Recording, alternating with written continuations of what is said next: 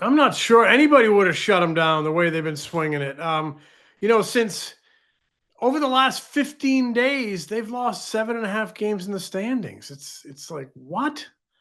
The Mets were ahead of the Mets by 3 games. Now they trail them by 4.5. It's an amazing. This is just baseball. Yeah. They were the last team to 20 losses, and now they're 1-9 in their last 10.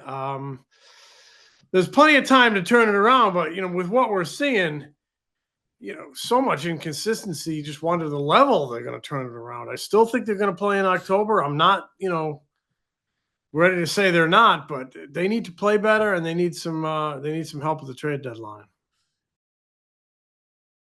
Good morning, VG. What's up, man? With that grin. Otto, baby! O-T-T-O, Otto. Man, the guy's just a lightning rod for this team. On base 3 times, scores a run, hasn't bunted in 4 years, and lays down a beauty with all the nerves. Come on, man. That guy's got ice in his veins. I'm so excited for him to be here. Boom, who? Just put Otto at third. That's it. Rest of the season, we got a nice right-handed bat who can bunt, who can hit a laser to left field. The bunting Phils. Yeah. Man, I've been waiting for this guy for a month. I am so stoked. I'm going down tonight to see him. He better be in the lineup tonight. Let's go. I love the excitement. I'm ready for 5'11", 185 pounds of pure muscle. Otto Kemp. OTTO, baby. Yeah. Frontwards, backwards, it's all the same, baby. Otto. You're not feeling it. Should I? Yeah, man. Because in 20 years, there's going to be somebody sitting here on PHLY desk doing their show. Maybe it's Massimo, who will be doing. Talking about Otto's induction into the Hall of Fame. Talking about Cooperstown. Let's go 4 for 4 bust out. There was a dude. No all way. right? No way, dude. Okay. No. Were his initials. No, he came up for a cup of coffee. They'll be talking about a statue.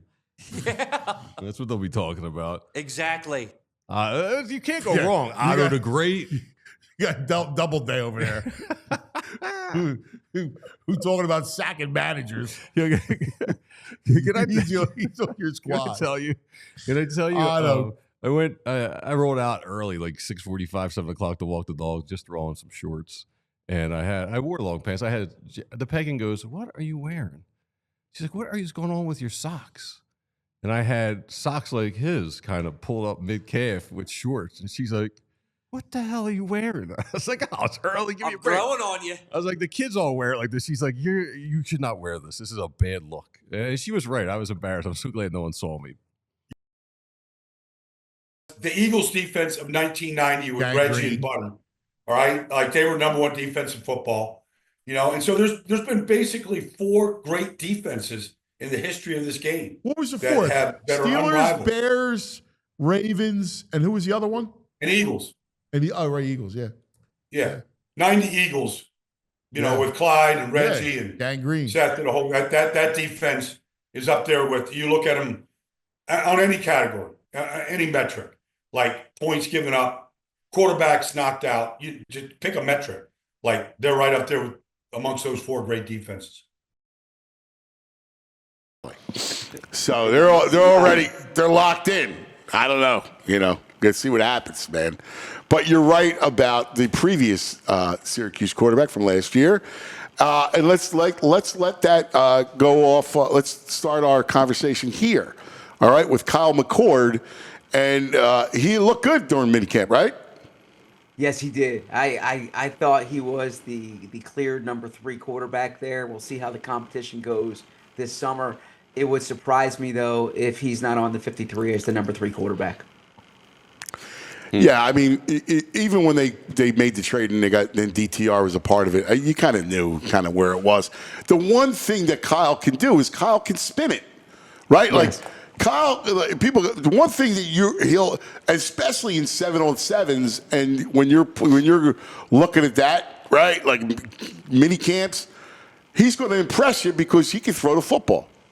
You're right, and I think there was there was some criticism about his accuracy at Ohio State.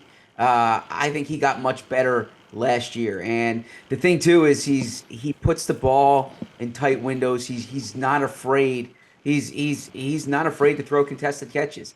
And if you watch that Syracuse film last year, Rondé Gadsden, the tight end, was making those real tight window catches. You saw it in practice on Tuesday. Nick Muse makes this big catch in the end zone, tight window throw from Kyle McCord. I'm expecting to see the preseason games will be a big indicator. Yeah. But I'm expecting Kyle McCord to be the third quarterback. Depth-wise, like we know they lost a lot in the front. So what is that going to look like? Yeah, so you obviously start with Jalen Carter, and Jalen Carter was outstanding last season.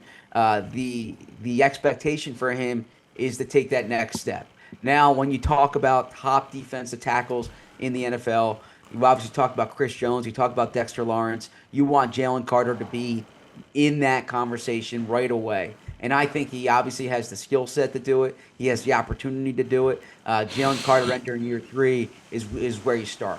When you look at the overall depth, the Eagles are, they lost 3 key pieces on the defensive line, and I include edge rushers in there. So Josh Sweat, Milton Williams, and Brandon Graham. Okay, they have. When you look at the edge rushers, there's a lot expected of Nolan Smith and Jalen Hunt this year. Yeah. Question, they are hoping either Azeez Ojulari or Josh Uche hit. If both of them hit, that's great. If one of those hits, that's a really good outcome. I still don't think the Eagles are finished at edge rusher. I think that's a position they'll continue to watch. At defensive tackle, Moro Ojimo is taking that next step this year, and they need Moro Ojimo to fill in for Milton Williams, and then Jordan Davis needs to be a factor in the passing game. He needs to be more than just a nose tackle. But I think the variable here, and I know you're going to like to hear this. I know Matt Rule's going to like to hear this. Yeah, baby. Is Ty Robinson. Ty. Of all the draft picks, like Ty Robinson is one that fans shouldn't sleep on here because he's going to have a role on this defensive line. He's most ready. Yes, he's 24 years old. When you draft a 24-year-old, it's not a 2-3 year project, right? Right. Ty Robinson's here to fill a role on the defensive line. And so I actually feel comfortable about the interior of the line. My question marks are more on the edge. And a lot of it has to do with, can Josh Uche or Azeez Ojulari emerge into a contributing player for you? Yeah. Rick Moranis is coming back to play Dark I Helmet hate Man. Rick Moranis. Yeah, he's coming out of retirement to play I Dark always Helmet hate Man. it. He I was don't one think of I've those ever heard anyone say AOs. that. I hate Rick Moranis. If I saw Rick Moranis, it's an AO, automatic out. Honey, I Shrank the Kids. Wow. I hated him. Like, What do you 'cause he hate was about in him? every freaking movie growing up, and he was not funny. No, he's funny. He Funny. You stinks. gotta go. You gotta go. See, again, Rick this Moranis is- stinks. Wait, I gotta jump in here. Because we had the same discussion. We had the same discussion about Pee-wee. So what you're talking about is Rick Moranis in those movies. But Rick Moranis, the star of SCTV, one of the greatest shows of all time, comic shows. I was he's Canadian. amazing. It was Canadian show. Honey, I Shrunk the And Kids. it was incredible. Fit Dad says we got beef, you and him, because you don't like Rick let's Moranis. go. You like Honey, I Shrunk the Kids? I got a beef with him about the Eagles and opening up with Cowboys. Little Giants. Honey, we shrunk ourselves. And it was funny. Little Giants. I was the only one because I watched that movie 100 times with my kids, right? Yeah. And I was the only one root for the Cowboys in that movie.